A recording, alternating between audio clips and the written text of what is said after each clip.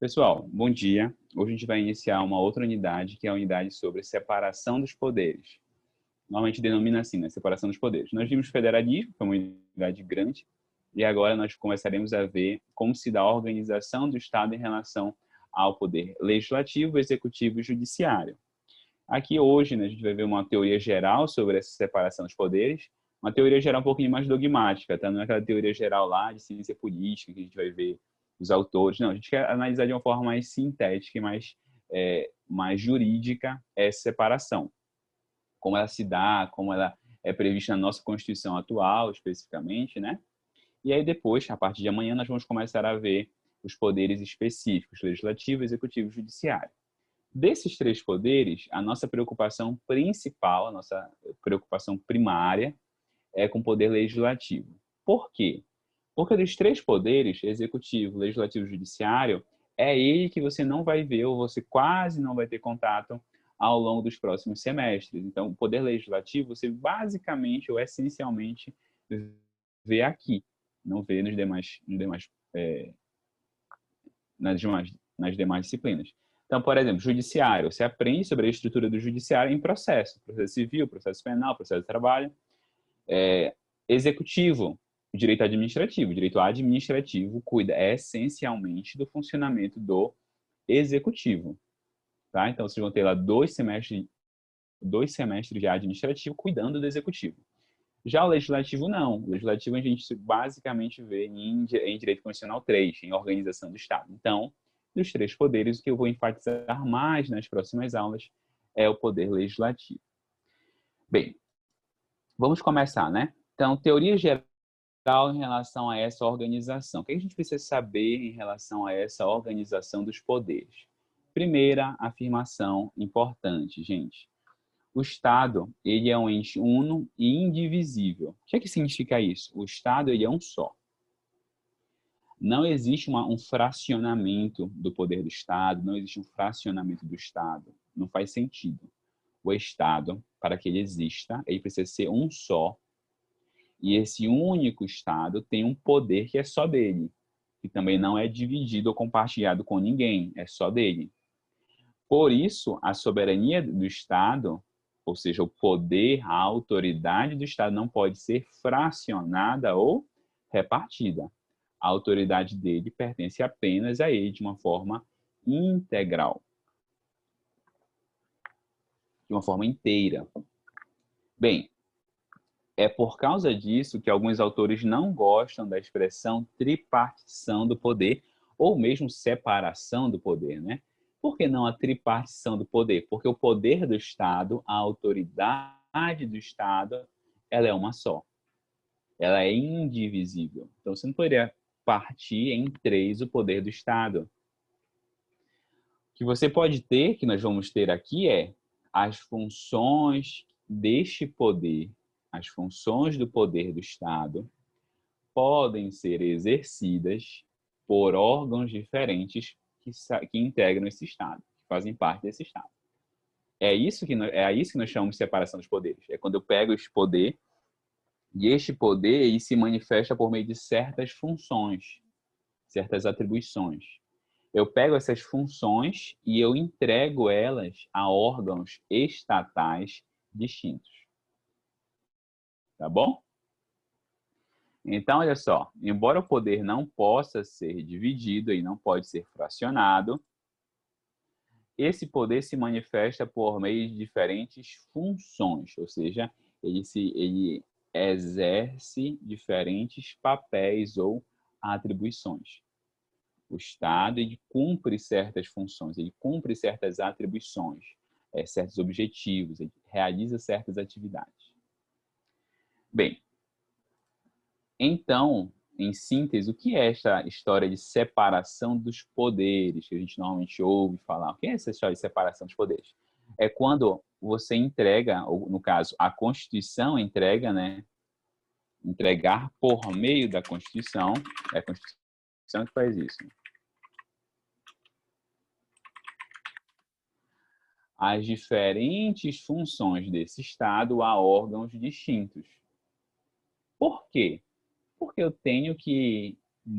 Porque eu não deixo todas elas com uma pessoa só, é mais fácil, é mais rápido, não dá trabalho. Porque eu tenho que entregar essas diferentes funções a órgãos distintos, não a um órgão só. Porque se você entregar a um órgão só, é muito arriscado que ocorra o exercício abusivo do poder do Estado por alguém. Então, bora lá, vamos para um rei que exerce as três funções. O rei que ele legisla, que ele administra os serviços públicos, que ele julga. É muito provável, é muito possível que ele exerça isso de forma abusiva. Então, a Constituição, para evitar esse exercício abusivo do poder do Estado, não entrega esse poder a ninguém, a alguém específico, né? Ela não dá esse poder a alguém específico. Então, ninguém pode concentrar essas atribuições. Ninguém pode concentrar essas funções. Nenhuma pessoa e nenhum grupo. Os grupos que ocupam essas funções devem ser grupos distintos. Ok? Bem, e aí nós chegamos. Quais são essas funções? Que funções são essas? Bem, por muito tempo, gente, houve uma controvérsia sobre quais seriam essas funções. Por muito tempo não havia um consenso. Havia um consenso sobre duas funções, a função legislativa e a função administrativa. Por muito tempo essas eram mais consensuais, tá? Essas eram mais consensuais. Legislativa e administrativa, né? Só que o judiciário era uma situação, será que ele é uma parte da administração pública? Será que ele é um poder autônomo? Como é que fica a situação do judiciário? Então, por muito tempo era controvertido qual era esta terceira figura. Hoje, no entanto, né, é pacífico que existem três funções. E quais são elas? Legislativa, administrativa e judicante ou jurisdicional. Tá bom? Qual é a primeira? Função legislativa. A função legislativa é a função de criar normas jurídicas de caráter obrigatório. Ou seja, são normas que irão determinar a conduta da sociedade e dos órgãos estatais. Aí, olha só, de forma geral, ou seja, para todo mundo, não é só para uma pessoa, e abstrata. Ou seja, não se refere a um indivíduo específico, mas é um conceito abrangente. É geral porque abrange várias pessoas e é abstrato porque se repete no tempo. Então, por exemplo, matar alguém, crime do artigo 121 do Código Penal, é para alguém específico? Não, é geral. Qualquer pessoa pode incidir nisso. Se uma pessoa cumprir aquela norma, ela acabou? Não, ela continua se repetindo. Ela continua incidindo sobre uma certa situação, tá bom? Legislativa. Segunda função, administrativa, que é a função, gente, de exercer o governo ou, consequentemente, né, administrar a execução da lei e o funcionamento das atividades do Estado, ou, em outros termos, os serviços públicos. Professor, aqui também é a aplicação da lei? Sim, é a aplicação da lei. O Estado todo, ele funciona em respeito à lei. Nós estamos em um Estado de direito, então o Estado inteiro precisa subordinar-se à lei. Bem, então, o que é a função administrativa? O governo, ao administrar os serviços públicos, ao manter os serviços públicos, ele aplica a lei. Ele aplica as normas jurídicas. De uma forma geral, abstrata, não. Ele resolve assuntos concretos e particulares. Ele resolve, de forma concreta, as necessidades para o funcionamento das suas atividades. Tá bom? Exemplo, gente, contratar servidor público, fazer concurso público, comprar material, pagar contas, fazer obra pública, tudo isso é função administrativa, tudo isso é serviço público. Não associe serviço público, a só saúde, educação, algo do tipo, ao que eu vou receber. Não. O funcionamento da administração pública, ou da máquina pública, como a gente costuma chamar, né? É uma manifestação da função administrativa do Estado, ok? E por fim, gente, função judicante ou jurisdicional. O que é que significa isso? É a função de aplicar a lei a casos controversos. Então, você tem um conflito de interesses, né? A gente chama lá no processo civil, conflito de interesses.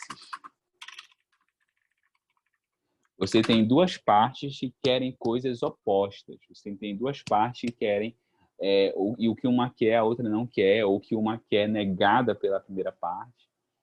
Nessa situação, quando você tem um conflito onde as partes não chegam a um consenso e as exigências delas não se compatibilizam, você precisa que o Estado se meta e resolva aquele conflito.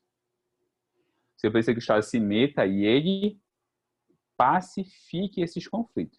Diga, opa, neste caso aqui vai prevalecer o interesse de A, do autor. Ou não, neste caso aqui prevalece o interesse de B, que é o réu. Ele vai lá e pacifica o conflito. Como ele pacifica o conflito? Aplicando a lei. Professor, qual é a diferença entre aplicar a lei da função administrativa e aplicar a lei da função jurisdicional?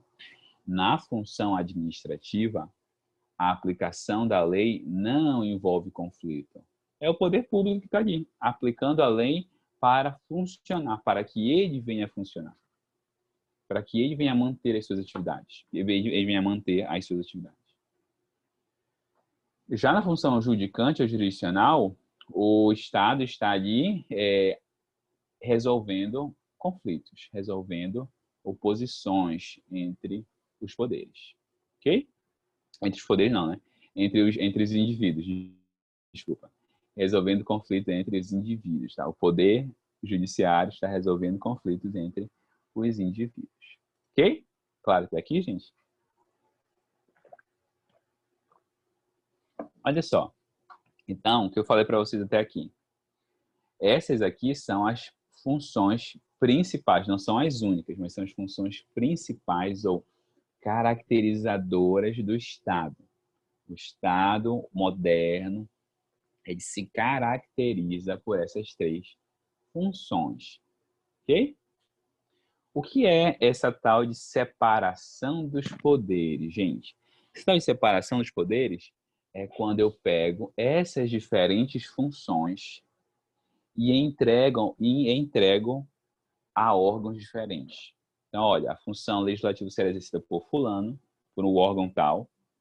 A função executiva será exercida pelo órgão X. E a função jurisdicional será exercida pelo órgão Y. Eu simplesmente faço com que essas funções passem a ser exercidas, passem a ser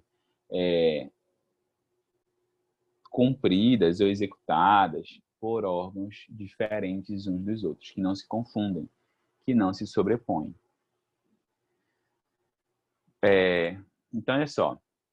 Como garantia da separação dos poderes, essas funções distintas serão atribuídas a órgãos distintos. Essas funções distintas serão atribuídas, né, ou serão entregues a diferentes órgãos. Cada órgão, portanto, exercerá uma função típica, ou seja, o que é uma função típica? É a sua principal tarefa. É ela que define o que ele faz. Ele gira sua atividade fim, sua finalidade principal é esta tarefa. No entanto, além das suas tarefas típicas, cada órgão exercerá funções atípicas. O que são funções atípicas? São funções que seriam dos outros poderes, mas que a Constituição diz que eles exercem excepcionalmente. Tá? Então, olha só. A Constituição está dizendo o seguinte: a função típica sua é essa. Congresso Nacional, a sua função típica é legislar. Mas, excepcionalmente, você pode administrar. Essa função administrativa não é sua, não é típica sua. Você não gira em torno dela. Essa aqui não é a sua função principal. Mas você vai tê-la. Por qualquer motivo que seja, a gente já vai ver, tá bom? Então, nós temos funções típicas e atípicas. Bora lá, gente. Poder legislativo, tá? Quais são as funções que o poder legislativo exerce? Tipicamente, são duas. Uma você vai lembrar, obviamente, né? Poder legislativo, função legislativa, óbvio. Então, tipicamente, ele exerce a função de legislar, ou seja, ele cria normas jurídicas novas. Cria uma nova lei, altera uma lei antiga, revoga uma lei antiga. Enfim, ele vai dispor sobre o ordenamento jurídico. Ele vai criar normas que inovem esse ordenamento jurídico. Ok? Legislativo. Segundo, ele vai fiscalizar, e essa função, gente, a gente sempre esquece, tá? Ele fiscaliza os demais poderes. Gente, quando eu falo fiscalizar os demais poderes, principalmente, ele fiscaliza financeiramente o executivo. Vocês provavelmente já ouviram falar do Tribunal de Contas, né? Tribunal de Contas do Estado, Tribunal de Contas da União. Aqui no Estado do Pará nós temos o Tribunal de Contas dos municípios. Então, você já ouviu falar do Tribunal de Contas, né? O que o Tribunal de Contas faz? Ele fiscaliza, e aí, financeiramente, estou colocando de forma resumida, tá? Ele fiscaliza financeiramente, contabilmente, ele fiscaliza o orçamento, ele fiscaliza, enfim, de forma bastante abrangente a atividade financeira do executivo. Ele fiscaliza a atividade financeira do executivo. Essa é a atividade principal. Mas isso não impede que, excepcionalmente, ele fiscalize o judiciário, tá? Isso não impede. A gente ignora esse segundo ponto, mas a Constituição, ela não impede que, excepcionalmente, o Poder Legislativo exerça uma atividade de fiscalização do judiciário, por meio, por exemplo, das CPIs, Comissões Parlamentares de Inquérito. Então, por exemplo, a meu ver, aquela proposta que circulou um tempo atrás, de CPI CPI da Lava Toga, eu acho o nome. Enfim, uma CPI para fiscalizar algumas situações do judiciário. Para mim, ela era uma CPI constitucional. A Constituição não impede. O poder judiciário está sujeito à fiscalização como qualquer órgão público, como qualquer parte integrante do Estado brasileiro. Não existe nenhum órgão, nenhuma instituição, vou colocar de forma mais abrangente, nenhuma instituição pública fora de controle. Em uma democracia, tudo e todas as instituições públicas, tudo que é público e todas as instituições públicas estão sujeitas a controle. Então, de novo, excepcionalmente, pode sim fiscalizar o judiciário, inclusive, embora, claro, a sua função principal seja fiscalizar o executivo. Então, olha só, volta ao Tribunal de Contas. O Tribunal de Contas, gente, ele é um órgão que auxilia o legislativo. O Tribunal de Contas, olha só, ele não é do judiciário. O Tribunal de Contas, ele é um órgão auxiliar do legislativo. Então, o Tribunal de Contas do Estado, o que é que ele faz? Ele auxilia a ALEPA na fiscalização do Poder Executivo do Estado. Tribunal de Contas da União auxilia o Congresso Nacional na fiscalização do Poder Executivo Federal. Essa fiscalização, a gente sempre esquece isso, mas essa fiscalização, eu diria que ela é um papel mais importante, mais necessário que a função legislativa. Então, por exemplo, vereadores, vai ter eleição de vereador esse ano, né? A melhor função do vereador não é criar lei, porque, como a gente já viu, o município tem muitas competências legislativas? Não, não tem quase nenhuma. Ele não tem quase nenhuma competência legislativa. Então, qual é a função do vereador? Qual é a função principal do vereador? Fiscalizar o executivo. Os vereadores deveriam tomar como atividade principal da vida deles, da função deles, fiscalizar o governo municipal. Ok? Tá, então essas são as funções típicas. quais são as funções atípicas? As funções atípicas são a administrativa e a judicante ou jurisdicional. Professor, como assim a administrativa? O poder legislativo, ele presta serviços públicos? Sim. Professor, como? Ele não presta saúde, educação? Não, gente. Serviço público, de novo, é o seu próprio funcionamento. O poder executivo, o poder legislativo, ele organiza os seus próprios serviços. Então, ele vai ter que ter servidor público, então ele vai ter que fazer concurso público. Ele vai ter que fazer pagamento de servidor público, ele vai ter que conceder férias. Ele vai ter que fazer uma reforma, então ele vai ter que contratar serviços. Ele precisa comprar computador, ele precisa comprar, então precisa fazer aquisição de bem material. Tudo isso, todo esse processo, esse funcionamento é função administrativa e tá mantendo seus próprios serviços. Ok? Além disso, função judicante. O que é que significa isso? Ele julga certas autoridades em certos casos. Pergunta, gente.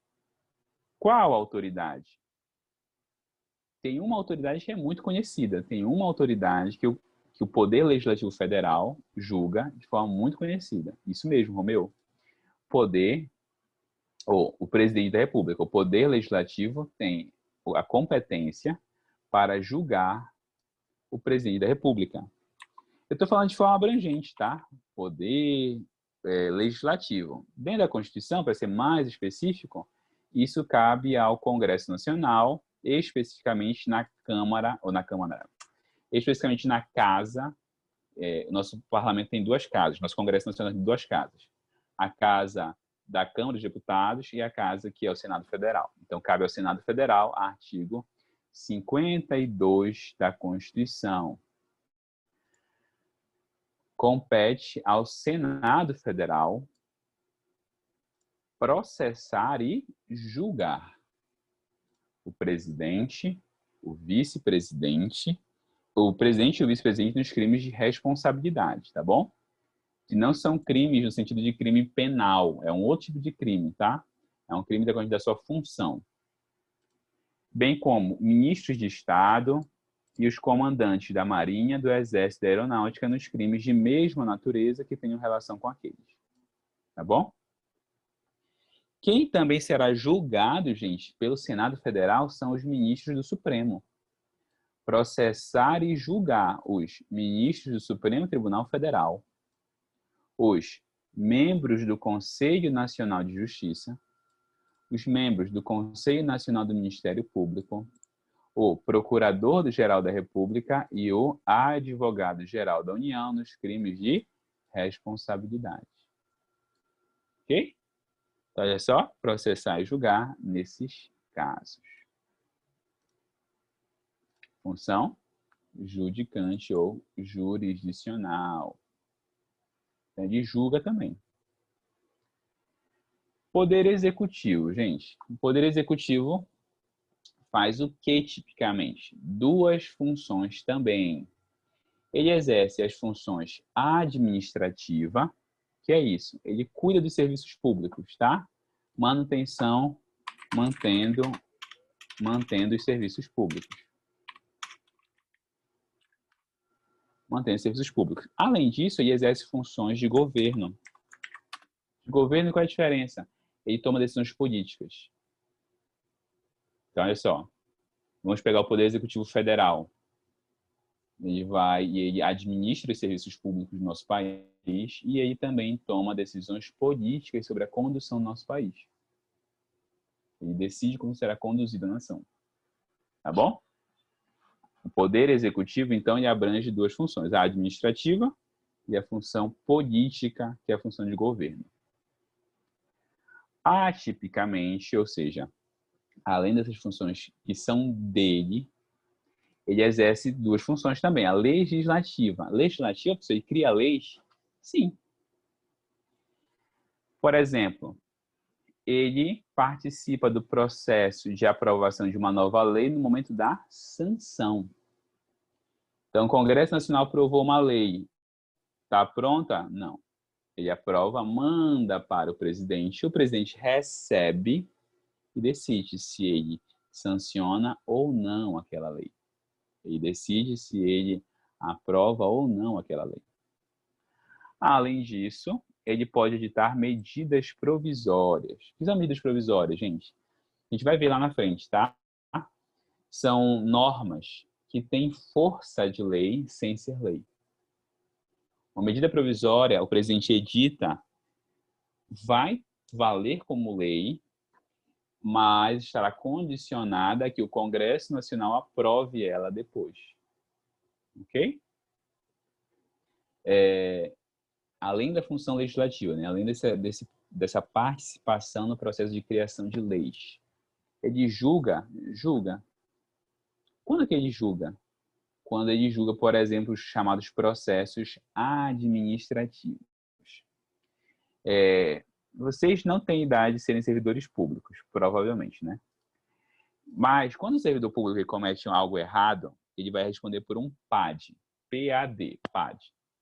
PAD é um processo administrativo disciplinar e será julgado pela justiça? Não, pelo próprio órgão do qual ele faz parte. Olha só. Então, o servidor do Estado foi acusado de receber, sei lá, propina. Ele vai ser julgado pelo crime pela justiça, mas, além disso, ele vai ser julgado pelo próprio órgão do qual ele faz parte, para saber se ele cometeu infrações perante aquele órgão. Ok? Função judicante. Além disso, gente, poder judiciário. O poder judiciário, ele exerce tipicamente a função judicante, ou seja, ele exerce a jurisdição, poder jurisdicional. O que é isso? Lembra lá de teoria geral do processo, acho que é segundo ou terceiro semestre. Se for terceiro semestre passado, né? Jurisdição, gente. O que é a jurisdição? A aplicação da lei aos conflitos de interesse, em que a vontade do Estado, por meio do judiciário, substitui a vontade das partes. A vontade do Estado, ela vai substituir a vontade conflituosa dos particulares. Okay? Essa é a função principal dele. Mas é só essa que ele exerce? Não. Atipicamente, ele exerce função administrativa. O que é que ele faz? Organiza e mantém seus próprios serviços. Então, bora lá. De novo, mesma coisa do legislativo. Quem é que, por exemplo, contrata servidor público para o judiciário? O próprio judiciário. Quem é que compra equipamentos para o judiciário? O próprio judiciário. E por aí vai. E legislativa? Legislativa, sim, ele edita normas. Que normas, professor? Já ouviram falar dessa expressão aqui? Regimento interno? Vocês já ouviram falar do regimento interno? O regimento interno é a norma que o tribunal faz para se organizar. Ele se organiza por meio do seu regimento interno. Ou seja, função legislativa. E a gente vai ver também que ele participa da iniciativa de certos projetos de lei. Então, por exemplo, a gente vai ouvir falar lá o Estatuto da Magistratura, uma lei que vai reger a magistratura. A iniciativa vem do próprio judiciário. É o próprio judiciário que propõe essa lei. Ela vai lá para o Congresso, mas quem propõe é o judiciário. Tá bom? Então, ele também participa do processo de criação de novas leis. Claro até aqui, gente? Sim? Excelente caso, Romeu. Só que esse aí, ele é um caso um pouquinho mais defeituoso. Então, o Romeu deu como o seguinte exemplo. Teve um enquadramento da homofobia no crime de racismo. Pois é, por que esse é um caso um pouquinho mais controverso? Porque se você lembrar lá de penal, que não é nem só penal, é penal e constitucional. Existe uma expressão no direito penal, que é até em latim. Latim é mais bonito, né? Nulo crime sine lege. Nulla pena sine previa lege. Nulo crime sine lege. Nulo crime sine previa lege, na verdade. Não, tá certo. Nulo crime sine lege, nula pena sine previa lege. Não existe crime sem lei. E aqui, lei, Romeu, tem que ser lei no sentido formal, discutida no Congresso Nacional, sancionada e promulgada. E aí, sim, houve esse enquadramento. Só que esse caso, ele não é bem visto como um bom exemplo, ou seja, ele não é um exemplo positivo dessa função do judiciário. Aqui, a função legislativa é a ideia de que ele formalmente participa da criação de uma lei formal, ou seja, que seguiu trâmite, que foi promulgada, publicada. Então, sim, é um exemplo, mas é um exemplo não muito adequado, tá bom? Por causa disso, porque ele acabou substituindo esse processo formal. Então, ele acabou violando o chamado princípio da legalidade penal.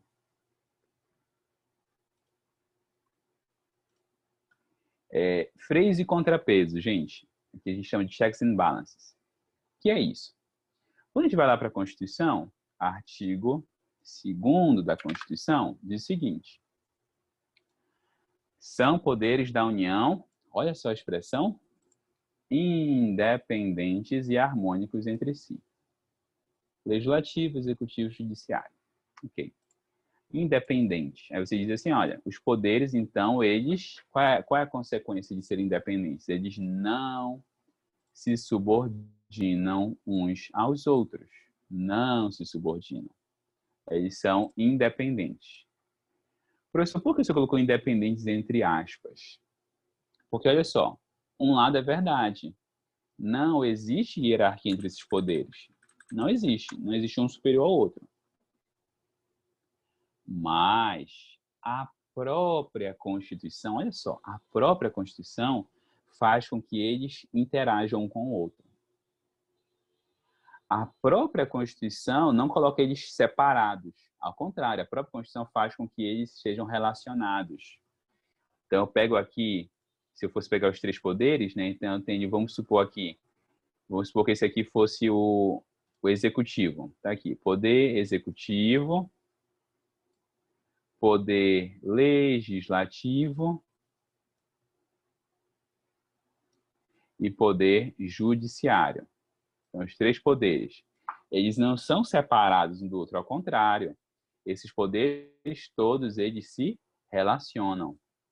Então, todos eles mantêm comunicação com todos eles.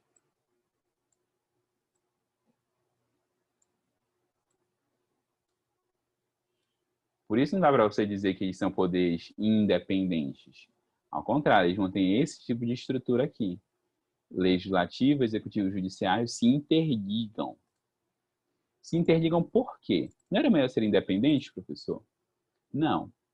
Por quê? Porque, embora a Constituição tenha desenvolvido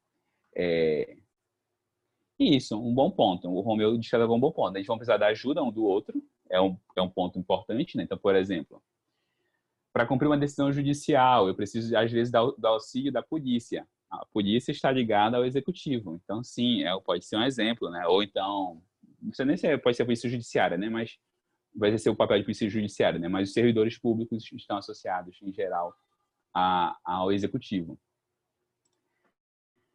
Então, sim, eles vão precisar de auxílio um do outro. Mas a preocupação nem é tanto esse auxílio, Romeu. A preocupação mesmo é que um poder venha extrapolar as suas atribuições. A preocupação é, pegar o exemplo do legislativo. Vamos supor que o legislativo faz uma lei que viola a Constituição. O legislativo cria uma lei contrária à Constituição. O que é que nós vamos ter nesse caso? Bem, o legislativo aprovou. Vai para onde? Vai para o presidente sancionar. Aí o presidente diz, opa, essa lei viola a Constituição. Aí o presidente faz o quê? Ele veta.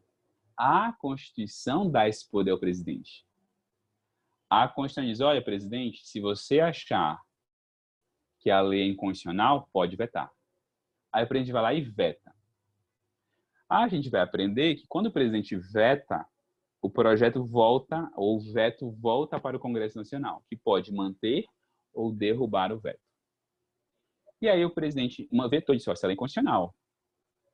E aí o Congresso foi lá e disse, opa, eu acho que é constitucional e eu vou derrubar o veto. E o Congresso derruba o veto. Agora vai para quem? Pode ir para o judiciário. E aí dizer, olha, o presidente mesmo pode dizer, é judiciário, Supremo, o Congresso aprovou uma lei inconstitucional. E aí o judiciário vai avaliar a lei. Ou seja, ele vai avaliar se o legislativo cumpriu as suas atribuições ou se ele foi excessivo, se foi além delas. E aí, nesse caso, o Congresso, ou, melhor dizendo, o Judiciário pode declarar a lei inconstitucional, ou seja, inválida. Ele invalida a lei. De novo, onde é que está previsto isso? A própria Constituição prevê. A própria Constituição prevê esse controle recíproco entre os poderes. Professor, e o Executivo? Existe? Existe. Então, o Executivo toma uma decisão. O Congresso Nacional, conforme o caso, pode suspender a decisão. A gente vai ver isso lá na frente, tá? Mas o Congresso Nacional pode suspender uma decisão do Executivo. Ou, que é outro caso mais frequente, né? O Executivo toma uma decisão. Vai para onde? Vai para o Judiciário. O Judiciário vai decidir isso. Professor, e como é que controla o Judiciário? Esse é um bom ponto. Esse aí é um bom ponto. Gente, a forma que a Constituição prevê para controle do Judiciário é por meio da formação dos tribunais, especialmente dos tribunais superiores, como o Supremo Tribunal Federal. Então, olha só, a gente está passando um caso agora, né? Dia 13, a gente vai ter a indicação de um novo nome para o Supremo Tribunal Federal. Quem é que indica um nome para o Supremo? O presidente, ou seja, o executivo. O executivo indica o nome. Opa, e esse nome vai logo para o judiciário? Não. Esse nome vai para o legislativo, que pode aprovar ou não. Então, olha só, legislativo e executivo juntos controlam a nomeação dos ministros. Estão entendendo a lógica? Ou seja, os poderes, eles todos são interligados, todos eles se controlam reciprocamente. Claro até aqui, gente? Sim ou não? Tranquilo?